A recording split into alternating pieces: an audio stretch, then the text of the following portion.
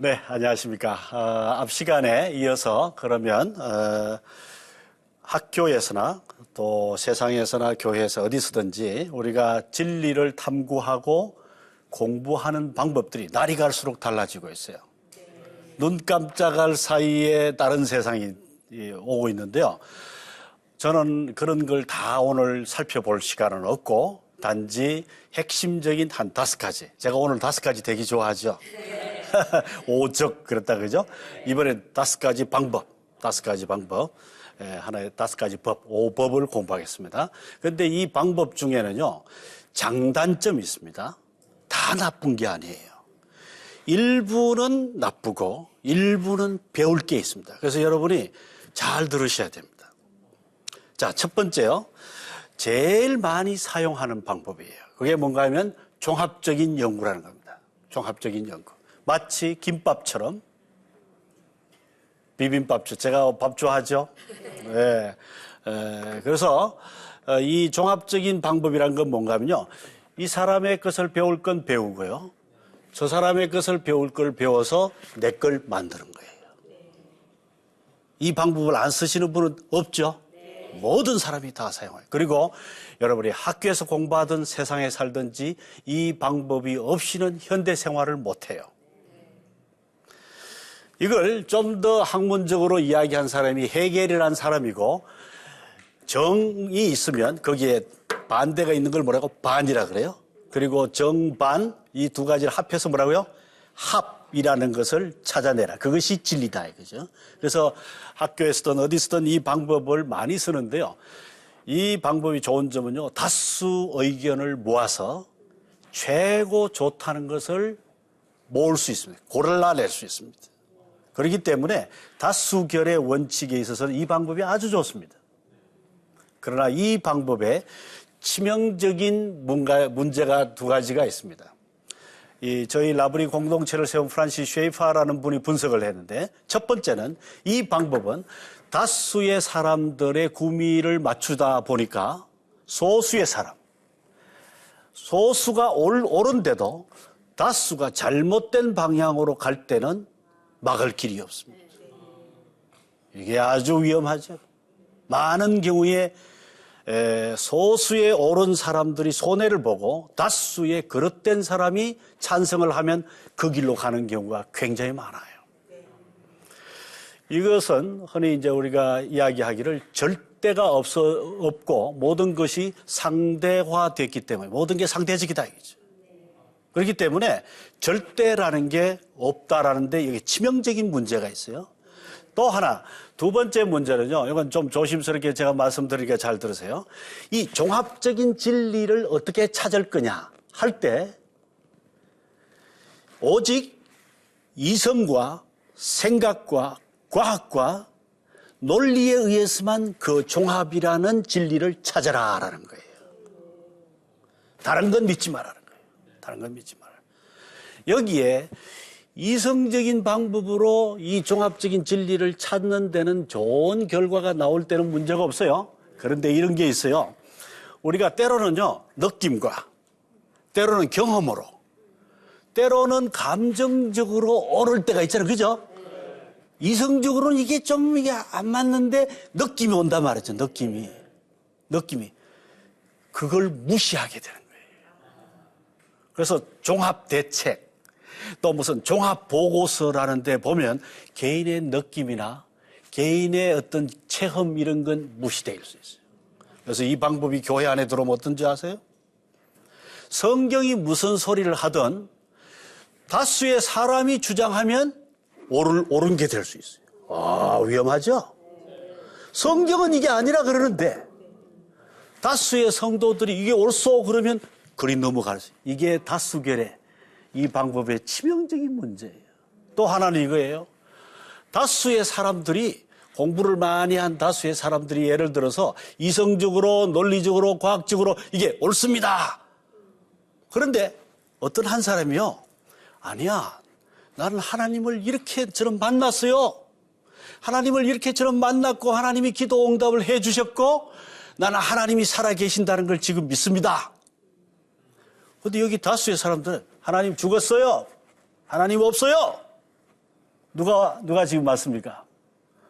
이렇게 될 때 치명적인 문제가 있는 거예요. 진짜 하나님을 만난 사람은 무시되고 하나님을 만나지도 않은 이 사람들, 다수의 사람들이 옳은 사람인처럼. 그래서 이 방법은 참 좋은 방법이긴 하나 우리 현대 사회에서 통용되고 있는 방법이기 때문에 매우 조심하셔야 돼요. 그런데 이 방법을 안 쓰는 사람도 아무도 없어요. 다 써먹고 있어요. 그렇죠? 그러나 이 방법에 결정적인 문제가 있다는 걸 아셔야 돼요. 뭐가 문제라고요? 다수의 사람들, 다수의 여러 사람들의 의견을 뭐라고요? 종합한다. 좋습니다. 그러나 여기에 치명적인 문제가 있기 때문에 조심을 해야 돼요. 그래서 이번에 나온 게 뭔가면요. 분석적 연구라 그랬어요. 뭐 누가 무슨 소리를 하든 나 혼자 전공하면 돼. 나 혼자만 공부하면 된다. 다른 사람이야 무슨 소리를 하든 이건 내 전공이야. 이건 내 전문 분야야. 이건 나만 아는 거야. 오, 그럴 수 있죠. 그죠? 그래서 아마 이 자리에도 한평생 한우물만 파신 분이 계실 거예요. 한 가지만 한 거예요. 한 가지만. 예? 뭐 두 가지, 세 가지 이런 거 하지 않고 다른 사람 말도 안 듣고 뭐라고요? 하나만. 그래서 아마 여러분 대부분이 자기 전공이라는 게 있을 거예요. 하나만 한 거예요. 그리고 전문인이 된 거예요. 그리고 타의 어떤 사람의 의견을 들을 필요 없을 정도로 독보적인 존재가 될 수 있어요. 아주 좋죠. 아주 훌륭합니다. 그런데 여기에도 치명적인 문제가 있을 수 있잖아. 무슨 문제가 있을 수 있죠? 단점이 뭘까요? 외골수에 빠질 수 있죠. 예, 외골수에 빠질 수. 또요? 또 무슨 문제가 있을 수 있을까요? 예?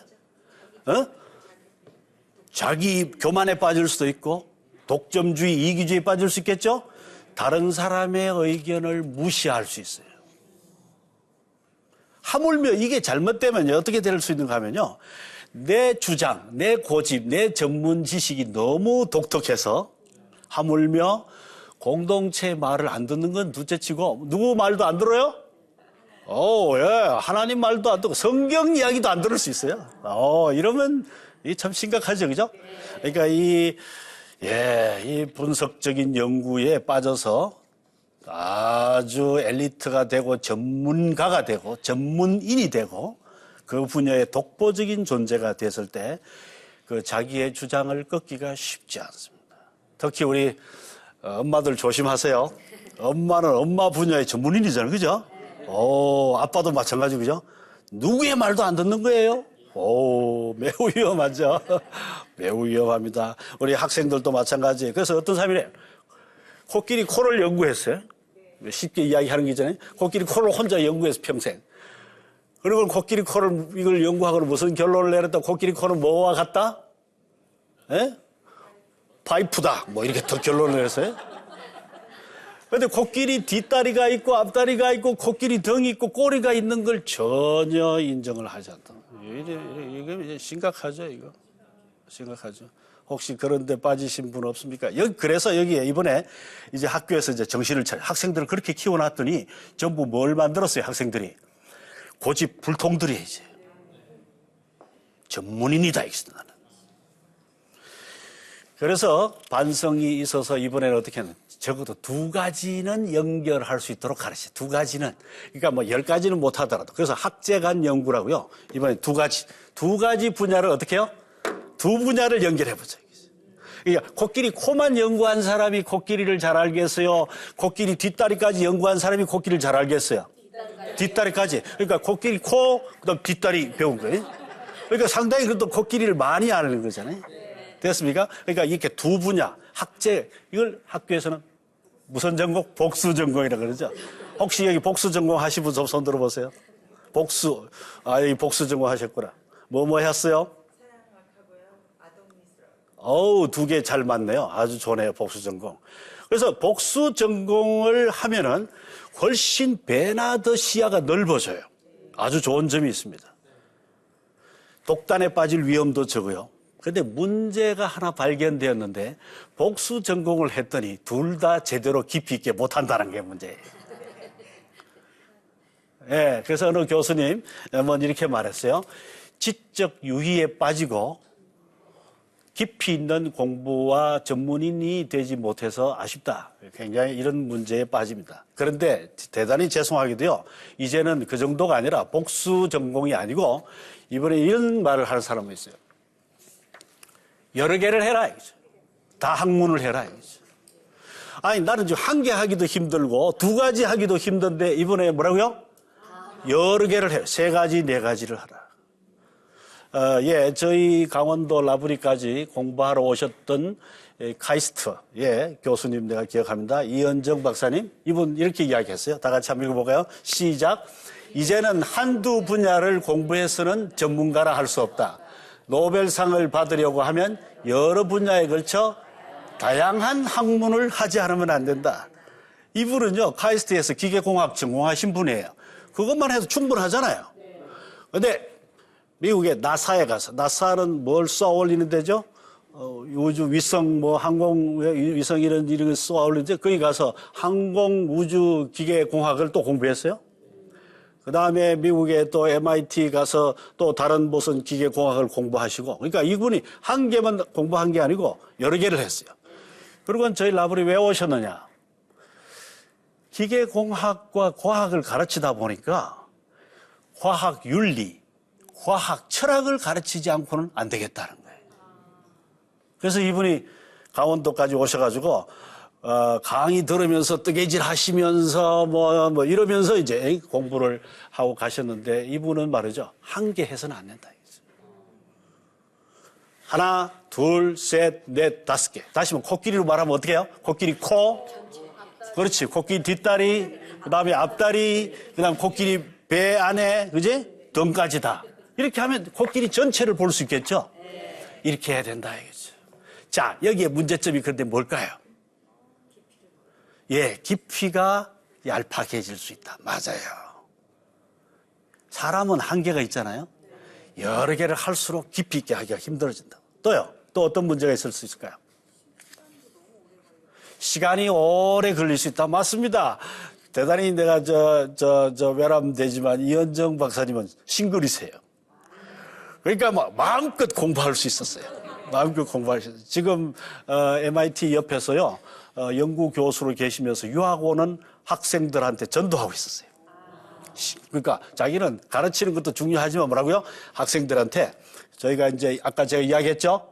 공부하러 왔다가 믿음을 버리고 가는 학생들을 너무너무 많이 본 거예요. 보스턴 조심하세요. 보스턴 아무나 보내지 마세요. 그래서 이은정 박사님은 보스턴에 공부하러 오는 학생들 뭐라고요? 신앙과 학문, 이 공부가 두 가지가 하나가 되도록 해야지 제대로 공부하고 집에 가지, 하나만 공부하러 왔다가 신앙 다 팔아먹고 말이죠, 믿음을 잃어버리고 가는 유학생들 많이 봤기 때문에. 그래서 여기도 좀 문제가 있습니다. 그래서 요즘 이제 제가 이 이야기를 하려고 하는데, 이게 요즘 유행입니다. 범학문적 연구라고요. 통섭이라 그러기도 하고요. 우리나라에서는 이걸 융합이라 그럽니다. 융합이라 그러는데 한번 따라 합시다. 학문에 경계를 허물고 그리고는 모든 학문을 꿰뚫어 보자. 그러니까 이런 거예요. 5가지, 6가지 이렇게 우리가 어떻게 하나 이 말이에요. 누가 이렇게 천재도 아니고 이걸 어떻게 하나 이거죠. 그러니까 우리는 어떻게 하는가 하면 10가지든 20가지든 이제 상관없이 뭐라고요? 이거를 전부를 꿰뚫어 보기만 하자 이거죠. 꿰뚫어 보기만 하자 이거죠. 잘 들으세요. 이제는 2개 하라는 말도 안 하고 3개 하라는 말도 4개 하라 5개 하라는 말도 안 하고 뭐라고요? 10개든 20개든 상관없다는 거예요. 꿰뚫는 실만 내가 가지고 있으면 다 할 수 있다는 거죠. 다 할 수 있다는 거죠. 이거는 사실 다윈이라는 자연과학자가 찾았던 방법이라고 이야기를 하고요. 또 수많은 학자가 옛날에도 했다는 거예요. 그래서 지금 우리 시대에도 이것을 재발견하고 이것을 발전시키자고 이야기하는데 장점도 있는 것 같아요. 예를 들어서 이렇습니다. 다윈이 적자생존 이론이라든지 이런 이론을요, 오래전에 연구를 하고 페이퍼를 썼어요. 그런데 그 페이퍼를 테이블 밑에 넣어놓은 거예요. 발표를 하지 않고. 이걸 발표하면 상당히 파괴적인 문제가 생길 걸 알고 넣어놨어요. 그런데 인구학자, 경제학자죠. 다윈은 무슨 학자요? 생물학자, 자연과학자죠. 그런데 경제학에서 뭐라 그런가 하면 부모들이 애를 낳을 때 먹여 살릴 걸 생각하고 애를 낳는다. 이게 인구론이라는 겁니다. 영국의 멜더스라는 인구학자가 이걸 발표했어요. 그걸 발표하는 걸 보고 뭐라고요? 생물학의 진리는 어디에도 진리다? 경제학에도 진리다. 통할 수 있다. 이거죠. 다시 말하면 그래서 여러 분야에 서로 꿰뚫리는 진리가 있다. 이거죠. 이것을 최근에 와서 가르치는 이 학자들이 많은데 여기에 오늘 초점입니다. 무슨 말이냐? 꿰뚫는 실이 뭐냐? 제일 유행하는 실이 뭐냐? 이거죠. 요즘은 경제 논리라는 게 있습니다. 경제 논리로 꿰뚫어 보는 거예요. 예를 들어서 그래서 대학교에 경제 논리로 딱 꿰뚫어 보니까 무슨 공부해가지고 돈 못 벌어요? 요즘 인기 없는 과? 철학과. 그래서 경제 논리로 꿰뚫어 보니까 철학 공부하지 말라는 거죠. 또 경제 논리로 꿰뚫어 보니까 무슨 과? 경제학과는 경제 공부해야지. 역사학과. 또 국문학과. 생각을 해보세요. 어느 나라가 말이죠. 철학도 없고 역사도 없고 국문학, 자기 나라 말도 없으면 그게 무슨 민족이에요. 그죠? 무슨 나라예요? 그런데 우리는 무슨 논리로 꿰뚫어 보니까? 경제 논리로 꿰뚫어 보니까 그런 거 공부하지 말아야겠죠. 지금 현재 이렇습니다. 그래서 여기에 장점이 있죠. 서로 꿰뚫는 건 학문의 여러 분야에 공통점이 있는지를 찾아볼 수 있는 장점이 있지만 단점은요. 굉장히 우리 시대의 예민한 논리를 가지고 꿰뚫을 수 있어요. 여기에 최재천 교수님, 안철수 옛날에 그 융합연구소 소장했죠. 이런 분들이 하는 건 뭔가 하면요. 이렇게 해서 꿰뚫는 작업이 중요하다는 거죠. 꿰뚫는 작업이 중요하다. 마치 커피도 마찬가지입니다. 그래서 커피도요. 옛날에는 무슨 브라질 커피, 이디오피아 커피 이랬는데 요즘 어떻게 해요? 이걸 다 섞어가지고 무슨 커피 만들어요? 브랜딩된 커피 만들죠. 그죠? 브랜드 커피를 만들죠. 포도주도 마찬가지고. 그러니까 그렇게 해서 오리지널, 본래 어떤 맛이었는지, 본래 어떤 건지를 모르겠고, 뭐라고요? 어떤 꿰뚫고 우리 시대에 가장 필요하고 우리 시대에 꼭 써먹을 만한 것만 할 수 있다는 거예요. 매우 조심해야 돼요. 그래서 이 방법은 우리나라에서는 통섭이라는 말이 어려워서 융합이라는 말로 많이 통하고 있어요. 그래서 융합적인 방법, 융합연구소, 이게 지금 우리 시대 대유행인데 여기에는 장점도 있지만 치명적인 단점이 있는데 뭐라고요? 우리한테 필요한 거, 우리 시대에 필요한 거, 우리나라에 필요한 거, 요것만 찾다가 진짜 해야 되는 걸 놓칠 수 있다는 거죠. 역사도 없고 철학도 없고, 그죠? 자기 나라 말도 공부하지 않고. 그래서 만약에 지금처럼 인기 없는 과를 다 없애버리면 우리나라가 50년 후에, 100년 후에 어떻게 될까요? 철학이 없는 민족이 되는 거예요. 신념이 없는 민족, 역사가 없는 민족들, 자기 나라 말도 없는 민족이 되는 거예요. 그런데 말이죠. 요즘 대학생들, 청년들 보면요. 야, 기피학과가 있어요. 전부 이런 데다. 그래서 이 방법은 매우 예민하고 대단히 아주 센시티브한 방법이지만 굉장히 우리의 이기주의와 우리 시대의 사람들의 구미에 맞는 공부와 연구를 할 가능성이 많기 때문에 매우 조심해야 되는 방법이에요. 그래서 우리 기독교인들은 이런 여러 가지 방법론의 위험 속에 살고 있어요. 위험 속에. 다시 한번 정리를 해볼까요? 우리는 5가지 잘못된 방법의 세례를 받을 수 있어요. 그런데 어느 한 가지도 100% 좋은 게 없어요. 어느 한 가지도 뭐라고요? 100% 나쁜 것도 없어요. 한번 점검을 해봅시다. 자요. 제일 먼저 뭐라 그랬죠? 종합주의, 종합적인 방법. 두 번째는요, 분석적, 하나만 하겠다는 그것도 문제죠. 두 번째는요, 학제 두 분야를 연결해보죠. 세 번째는요, 다학문 여러 개를 해보자. 이번에 마지막으로 뭐라고요? 통섭책, 범학문책 모든 걸 다 한번 연결해보자. 그래서 제가 여기에 이 모든 장단점을 분석을 해놨는데요. 혹시 여러분의 시간이 있으면 자세히 한번 좀 점검을 해보시면 대단히 좋겠습니다.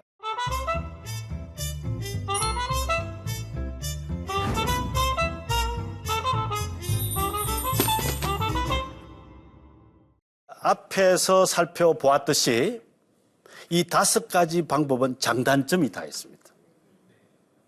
어느 방법도 100% 옳은 게 없고 어느 방법도 100% 나쁘지 않아요. 그래서 이 5가지 방법은 여러분이 공부할 때도 그랬고 지금 우리 자녀들을 학교 보내도 그렇고 지금 온 세상이 이 5가지 방법으로 연구하고 공부하고 있습니다. 됐습니까? 그런데 이 5가지 방법을 요약을 해보면 2가지 치명적인 문제가 있다는 걸 알 수 있어요. 어떤 문제가 있느냐? 절대적인 게 없다는 거예요. 절대적인 게. 왜? 절대적인 기초가 없으면 언제든지 흔들릴 수 있어요. 만약에요, 집을 짓는데 이 기초가 물렁물렁하거나 기초가 흔들흔들하면 집이 어떻게 되겠습니까? 다 무너지죠. 아무리 기둥이 튼튼해도요, 지진이 나면 어떻습니까? 다 흔들릴 수 있잖아요. 그런데 문제는요, 이 기초가 튼튼하지 않다는 거예요. 2번째는 뭔가 하면요, 이 집을 세우는 이 방법, 다시 말하면 지붕과 같은 이런 역할을 하는 건데요. 이 지붕과 같은 이 기둥만 있는다고 집입니까? 지붕과 같은 이게 덮개가 필요하잖아요. 그런 덮개가 없는 집이에요. 덮개가 없는 집. 그러니까 문제는 기둥이 2개가 있다 하더라도 기초가 없거나 지붕이 없으면 그게 집입니까? 그래서 제가 지금 마지막에 말씀을 드리고 싶은 건요, 성경, 기독교에서 말하는 건요, 뭔가 하면 이 2 기둥도 튼튼해야 되지만 기초가 뭐냐 이거죠. 기초. 그 기초가 뭐라고 하면 기독교에서는 성경이라 그런다는 거죠. 성경의 기초 위에서 집을 세우라 이거죠. 공부해라 이거죠. 공부할 때. 2번째는 성경만 있다고 그럼 공부를 잘 할 수 있느냐? 그게 아니다. 우리의 이성과 우리의 이 체험을 바로잡아 줄 수 있는 카운슬러, 보혜사, 지혜의 영, 지식의 영이 계시는데 그분이 누구라고요? 성령 하나님이다. 그 성령 하나님의 지붕 밑에라야지 제대로 집을 지을 수 있다. 집을 지을 수 있다. 그러면 그 어떻게 집을 지을 거냐? 거기에 대해서 저는요, 바울 사도라는 분이 거기에 대해서 기가 막힌 대안을 주셨다. 기가 막힌 대안을 주셨다. 그래서 여러분과 함께 좀 읽어보겠습니다. 자, 한번 다 같이 읽어봅시다. 시작. 우리의 싸우는 병기는 육체에 속한 것이 아니요 오직 하나님 앞에서 경관지인을 파하는 강력이라. 모든 이론을 파하며 하나님 아는 것을 대적하여 높아진 것을 다 파하고 모든 생각을 사로잡아 그리스도에게 복종케 하니 너희의 복종이 온전히 될 때 모든 복종치 않는 것을 벌하려고 예비하는 중에 있노라. 여기 고린도후서 10장 4절 5절인데 이게 영어로 읽으면 더 좋아요. 뭐 4절, 5절, 6절까지요. 그래서 이 고린도후서 10장은요 5가지 메시지를 던져주고 있습니다. 5가지. 오늘 또 5가지 또 나왔죠? 5가지 또 나왔습니다. 자, 첫째 한번 다 같이 읽어볼까요? 성경의 무기, 진리성을 잘 알아야 된다. 둘째는요, 잘못된 세계관과 대결을 해야 된다. 싸워야 된다. 그죠? 세 번째는요, 모든 좋은 것은 수용해야 된다. 넷째는요, 모든 분야의 통합적인 체계를 세워야 한다. 마지막으로요, 성령의 능력으로 바로 살려고 노력해야 한다. 네. 첫 번째입니다. 성경을 제대로 알아라. 이거죠. 학교에 공부하러 가기 전에, 세상에 나가서 일하기 전에 혹시 여러분이 기독교인이시면요, 제가 부탁입니다. 성경이 어떤 책인지 어떤 말씀인지를 제대로 알고 그 파워를 알고 세상에 나가면 참 좋겠어요. 여기 세계관에서는 흔히 이렇게 이야기합니다. 성경은 진리다 이렇게 이야기해요. 여러분도 성경을 진리라고 믿습니까? 어떤 진리라고 믿으세요? 어떤 진리? 참된 진리. 제 페이퍼 간직한 거 아니시죠? 그죠? 평소 실력이죠? 평소 진리. 참된 진리. 맞아요. 참된 진리. 근데 참된 진리일 뿐만 아니라 이 진리는 뭐라고요? 이 진리는 명제적 진리다라고 하는 이유는 뭔가 하면요. 온 세상의 문제에 대해서 자세히 이야기를 다 하는 진리가 아니라는 거예요. 원리, 원칙을 가르쳐주는 진리라는 거예요. 여러분 성경 펴가지고 괜히요. 내가 언제 결혼해야 되지? 몇 살 때 해야 되지? 어느 예식장에 그런 거 안 나옵니다. 성경에서 하나님이 천지를 창조하실 때 어떻게 자세히 창조했는지 안 나와요. 성경은 exhaustive truth, 다시 말하면 세부적이고 구체적인 진리에 대해서는 이야기하지 않습니다. 그러나 성경은 인간의 모든 문제에 대해서 근본적이고 가장 기본적인 원칙은 다 제시한다는 거죠. 가정에 대해서, 경제생활에 대해서, 국가에 대해서, 환경에 대해서, 그죠? 모든 문제에 대해서 하나님은 원칙을 가르쳐 주신다. 이게 명제적 진리라는 거예요. 그래서 이런 걸 알고 학교에 들어가면 학교에서 세부적인 걸 다 성경에서 공부를 못했기 때문에 어떻게 해요? 구체적인 걸 공부해야 돼요. 제대로. 그런데 성경 속에서 모든 경제 원리와 경영학의 철학과 또 뭐라 그럴까요? 성경 속에서 건축법이라든지 이런 걸 다 성경 속에서 다 찾으려고 그러면 문제가 된다. 이해되죠? 그래서 성경을 제대로, 성경이 어떤 책인지 알고 성경을 알고 공부를 시작해라. 이게 첫 번째입니다. 제가 더 이상 강조 안 해도 되겠죠? 여러분이 아마 충분히 교회에서 들었으려고. 10편 19편 보면 다윗은 이렇게 말해요. 한번 저랑 여러분이 한번 이걸 잘 장단을 맞춰서 한번 읽어봅시다. 제가 이렇게 읽겠습니다. 율법은 완전하여, 그러면 여러분은 영혼을 소생하며 이렇게 하세요. 자, 제가 시작할게요. 율법은 완전하여, 증거는 확실하여, 교훈은 정직하여, 계명은 순결하여, 도는 정결하여, 규례는 확실하여. 다윗은요, 성경이란 말을 두 번 쓰지 않았어요. 한 번밖에 안 써요. 다시 말하면 성경이라는 말을 안 쓰고도 율법, 규례, 뭐라고요? 도, 교훈 이런 식으로 이야기하는데 성경의 성격과 능력을 잘 이야기해 주고. 오른쪽만 한번 읽어봅시다. 영혼을 소생하고 우둔한 자로 지혜롭게 하고 마음을 기쁘게 하고 눈을 밝게 하고 영혼까지 이루고 의롭게 한다. 그러니까 성경이 이런 역할을 한다는 거죠. 만약에 이런 역할을 한다면 성경을 제대로 공부해야 되겠죠? 그리고는 공부를 시작하라. 이 말. 공부를 시작하라. 예, 두 번째요. 그러면 우리에게 기초가 튼튼한 게 있어요. 성경이 있습니다. 그러면 이 기초 위에서 뭐라고요? 세상의 모든 지식을 뭐라고요? 한번 비판해보라. 이거죠. 그냥 공부하지 말고 말하고요. 성경으로 한번 비판적으로 보라. 이거죠. 어떤 공부든지, 어떤 걸 공부할 때든지. 예를 들어서 여기에 바울 사도는 이런 단어를 써요. 성경을 옛날 성경에서는 강력이라 그랬어요. 이 강력한 하나님의 말씀 칼로 세상의 모든 하나님을 대항하여 높아진 걸 다 어떻게 해요? 파라 그랬어요. 여러분, 파하라가 센 것 같아요? 무너뜨리라가 센 것 같아요? 파하라. 파한다는 말 사실 중국말 그냥 파하라, 파. 중국말 파차잖아요. 근데 무너뜨릴 파차예요. 사실 똑같은 말이죠. 근데 요즘 개역 개정 성경에 보니까 파하라는 말을 어떻게 바꿨어요? 부드러운 표현으로 무너뜨리라 그랬어요. 근데 영어로 한번 물어볼게요. 파한다는 단어가 destroy일까요? demolish일까요? destroy는 아니에요. destroy도 파괴한다는 뜻이죠. 근데 destroy는 이런 뜻입니다. 토플에 나올지 모르겠는데 잘 들으세요. 포클레인 갖고 대충 부수는 걸 그게 destroy예요. 그러면 덤프트럭에 싣고 가요? 그런데 하나님 말씀에는 오늘 바울 사도가 뭐라는가 하면 destroy 하라 그러지 않아요. 어떻게 하라고요? demolish 하라 그래요. demolish는 뭘까요? 박살내라. 돌 위에 돌이 하나 남지 않도록 완전히 쳐부수라. 이런 뜻이에요. 뭘 그렇게 쳐부수라고요? 하나님을 대항하여 높아진 모든 지식을 그렇게 하라는 거죠. 뭘로 해야 된다고요? 하나님의 말씀으로. 하나님의 말씀으로 그렇게 하는. 저는 예를 좀 들어보겠는데요. 디스트로이 할 때요. 세 가지 방법이 있는 것 같아요. 어떤 사람은요.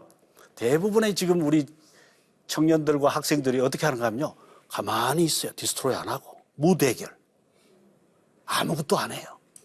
나 혼자 조용히 예수님만 믿으면 되지. 뭐 괜히 세상의 지식을 파괴하고 내가 왜 해? 무대결이에요. 두 번째는 어떤 실수를 하는가 하면 파괴하긴 하는데 사랑이 없이 해요.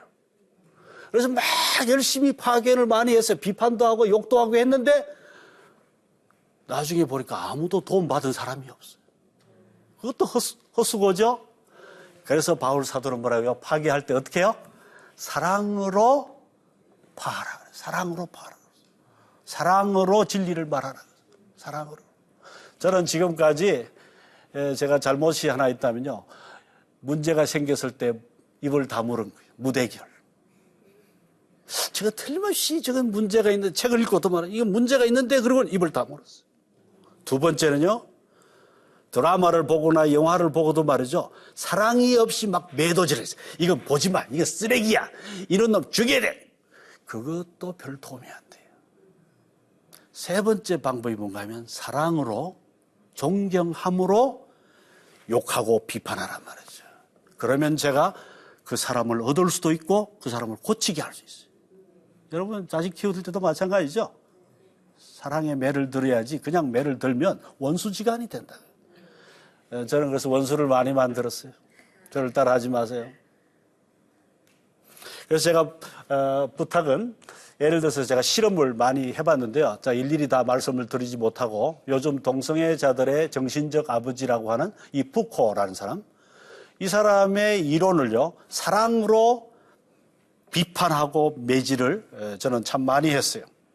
네, 그 중에 한두 가지만 좀 여기에 이야기를 하면 저 3번 하나 읽어보겠습니다. 다 같이요. 시작. 푸코는 섹스를 과잉하지 않는다면 일탈은 괜찮다고 주장했다. 여러분 어떻게 생각하세요? 일탈이 문제일까요? 과잉이 문제일까요? 과잉, 일탈. 야, 여기 일탈이란 말은 동성애라든지 뭐 다른 남편, 다른 여자랑 마음대로 해도 된다 이런 게 이제 일탈이죠. 어느 게 문제일까요? 과잉, 일탈. 사실 두 가지 다 문제예요. 그런데 이 푸코는 뭐라고요? 푸코는 재밌는 이야기를 했는데 과잉도 문제다 이거죠. 과잉도 문제다. 사실 우리나라는 지금 우리 온 세상이 지금 과잉이 문제예요. 일탈도 문제고. 네, 그런 걸 제가 비판했습니다. 그다음 또 네 번째, 다섯 번째, 여섯 번째, 세 번째 원리가 뭐라고요? 좋은 건 어떻게 하라고요? 수용해라 이거죠. 좋은 건 수용해라. 사실 여기에 고린도후서 10장 5절에 진짜 재밌는 말이 하나 있는데요. 모든 생각을 사로잡으라 그랬어요. 요즘 말로 하면 이런 말입니다. 수용하라, 받아들이라, 잘 배우라 이 말이에요. 예수 안 믿는 사람한테도 배울 게 있으면 어떻게 해요? 배워라. 내가 싫어하는 사람이지만 그 사람이 옳은 말을 하는 게 있으면 뭐라고요? 배워라, 수용해라 이거죠. 도둑놈한테도 배울 게 있을까요, 없을까요? 뭘 배울까요? 도둑놈한테 배울 게 있다면 뭐래요? 침착함. 이야, 그래. 도둑이 침착한 줄. 이야, 맞아. 침착하지 않으면 못하지? 도둑놈한테 또 뭘 배울 수 있을까요? 민첩함. 재빠르죠, 재빠름. 성경에 보면 예수님도 도둑처럼 온다 그랬는데 그건 무슨 표현일까요? 언제 재빠르게 온다 그런 것이 아니에요. 예수님은 언제 올지 모른다. 언제 가르쳐주고 오는 도둑 없잖아요. 그러니까 누구인지 우리가 알 수 없지만 그 사람한테 좋은 게 있으면 뭐라고요? 배워라 이거죠. 배워라 이거죠. 배워라 이거죠. 야, 성경이 이런 것까지 이야기하고 있는 거 여러분 아세요? 예를 들어서 바울 사도도요. 예수 안 믿는 사람한테서 배운 게 많습니다. 저기 보세요. 복음이라는 말. 복음이라는 말은요. 본래요. 군대 용어예요. 저쪽에서 전쟁에서 이기면요. 그 소식을 빨리 전해주는 거. 굿뉴스. 소식. 좋은 소식이. 그 군대 용어를 받아들인 거예요. 다 시간이 없으니까 여기 구속이라는 거 한번 봅시다. 구속이라는 저 단어는 전당포 용어예요. 근데 저걸 빌려와가지고 우리가 예수님의 십자가의 구속의 은혜 이런 거 쓰죠? 그게 무슨 말일까요? 제가 돈이 없어가지고 이걸 볼펜을 갖다 전당포에 맡겼어요. 그리고 돈 10,000원을 빌렸어요. 그리고 밥 사 먹었습니다. 나중에 알바해가지고 이 볼펜 우리 어머니가 준 거 말이에요. 아주 귀한 거예요. 그래서 내가 돈 알바해서 돈 벌어가지고 돈 갖다 주고 뭐라고요? 이걸 다시 찾아온. 그게 구속이란 단어예요. 근데 예수님이 말이죠. 우리가 죄에 팔려가지고 전당포에 갇혀 있는 걸 알았어요. 그래서 예수님이 십자가에 달려 돌아가셔서 자기 피를 버려가지고 자기 피를 쏟아서 우리를 어떻게 해요? 다시 사오신 거예요, 우리를. 그래서 우리가 예수님의 구속의 은혜라고 하는, 이거 본래 전당포 용어예요. 근데 그걸 우리 교회에서 쓰는 거죠. 이해됐습니까? 그러니까 예수 안 믿는 사람이 쓰는 거지만 좋은 것들은 다 본받으라. 배워라 이거죠, 배워라. 밥하는 법도 배우고, 공부 가르치는 법도 배우고, 여기 보니까 좋은 신발 만든 것도 배우고 말이죠, 그죠? 좋은 건 배워야 되는데 대단히 미안하게도 학교 보내놨더니 좋은 건 안 배우고 뭘 배워요? 나쁜 것만 배워. 이게 문제죠. 이게 문제. 성경은요, 좋은 건 빨리 배워라 그럽니다. 좋은 걸. 제가 일일이 다 설명을 못하지만 여기요. 여기 보세요. 여기 이 물통. 이게 물통이 하도 크기 때문에 성경에서는 받아라 그랬어요. 솔로몬 성전 앞에 마당에 이 물통을 세워야 되는데요. 이만한 물통을 놔야 돼요. 그런데 저걸 만들 기술자가 이스라엘은 한 명도 없었습니다. 바로가 안 가르쳐 줬어요. 그래서 솔로몬이 어떻게 했습니까? 돈을 주고 들어오라고 하는, 하나님을 믿지도 않는 그 백성에게 가서 그 기술자를 사가지고 이걸 만들어냈어요. 예수 안 믿는 사람한테서. 됐습니까? 예수 안 믿는 사람한테서. 네 번째. 이 네 번째, 다섯 번째는 여러분들한테 다 필요하지 않지만 원리이기 때문에 제가 간단히 말씀드리겠습니다. 네 번째는 뭔가 하면요.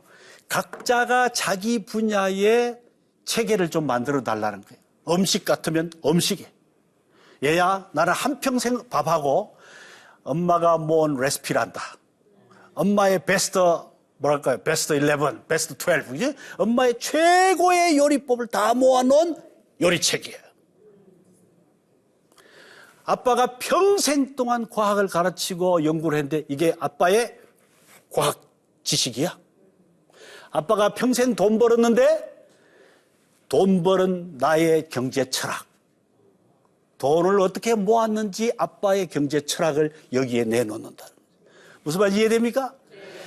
그래서 성경에 기초해서 세상의 모든 지식을 비판도 해보고 장단점을 따져본 후에 배울 게 있으면 배워가지고 뭘 만들으라고요? 우리 나름의 모든 지식을 누구에게 복종시켜요? 예수 그리스도에게 복종시켜라. 복종시켜라. 그래서 이 집에 가니까 우리 엄마가 평생 공부한 요리법이 있는 거예요. 이 집에 가니까 아버지가 평생 연구하신 경제 노하우가 있는 거예요. 그걸 우리 보고 하라 그럽니다. 그걸 해라. 마지막으로요. 여기 보니까 이런 사람들이 다 그런 일을 했습니다. C.S. 루이스, 그죠? 이런 사람들이 다 그런 일 했죠. 핸델도 그런 일을 했고요. 여기 교육 철학인 샬롬 메이슨 이런 사람들.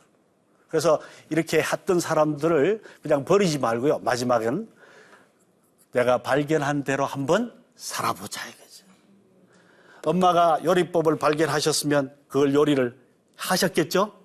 그런 것처럼 나도 엄마 따라 한번 해보자 이거죠. 아버지가 나한테 가르쳐준 경제 철학이 있으면 그 경제 철학을 가지고 나도 한번 뭐라고요? 살아보자 이거죠. 그래서 사실은요, 순종이 제사보다 낫다 그럽니다. 그래서 우리나라에 지금 청년 학생들이 학교 가서 하나님과 더 가까워지지 않고 멀어지는 이유가 뭔가 하면 예수 믿는 이런 노하우들, 지식, 체계, 이런 체계들을 아이들한테 유산으로 물려주지 못하는 것 같아요. 그리고 예수 믿는 사람들 다 어디 갔는지 말이죠. 아이들은 학교 가면 전부 안 믿는 지식을 배워야 돼요. 만약에 여러분이 나름대로 체계를 다 만든다면 어떻게 해요? 그걸 먼저 배울 수 있지 않을까요? 그죠? 그래서 제 부탁입니다. 그래서 각 가정마다, 각 교회마다, 단체마다 예수 믿는 사람들이 기독교적인 경제학, 기독교적인 요리학, 기독교적인 미디어. 우리나라 지금 미디어가 정상입니까? 그러면 성경적인 미디어 철학이 우리의 드라마와 영화, 방송에 퍼지도록 말이죠. 그죠? 그래서 온 땅 끝까지 이 땅에 말이죠. 그죠? 예수 그리스도의 정신, 예수 그리스도의 이 말씀과 성령의 이 뭘까요? 순종하는 삶. 이게 말이죠. 확산되면 얼마나 좋을까. 그러면 우리 아이들이 말이죠. 얼마나 학교에 가서도 공부를 참 안전하게 할 수 있고, 그죠? 세상에 가서도 그렇게 살 수 있을까? 이게 제 관심이고, 아마 여러분의 기도 제목이죠, 그죠? 네. 예. 오늘 말씀드린 핵심이 바로 그겁니다. 그래서 여기 보면요. 이렇게 순종하고 산 사람들이 많이 있는 것 같아요. 제가 특별히 존경하는 사람들입니다. 네. 전영창 선생님, 거창고등학교, 또 김인수 장로님, 김수지 권사님, 손봉호 장로님, 양성훈 교수님, 저희 라브를 세웠던 프란시스 쉐이파, 그죠? 이런 목사님 부부, 이런 분들은 그냥 공부한 걸로 끝내는 게 아니고 그 말씀대로 어떻게 해요? 살아보자 이거죠. 한번 살아보자 이거죠. 여러분도 그렇게 한번 살아봐 주시기를 바랍니다. 학생들은 오늘 공부한 것처럼 성경에 기초해서 학교에 가서 공부할 때 모든 걸 그냥 받아들이지 말고 뭐라고요? 비판적으로 한번 따져보자 이거죠. 장단점이 뭔지. 그리고 옳은 게 있으면 받아들이고, 받아들여서는 나의 성경적 체계를 세우고, 이걸 체계 세운 걸 후배들에게 또 전해주고, 그죠? 예, 이럴 수 있으면 얼마나 좋을까 말이죠. 응? 제가 이 말씀을 드리려고 설악산을 넘어왔습니다. 예, 감사합니다.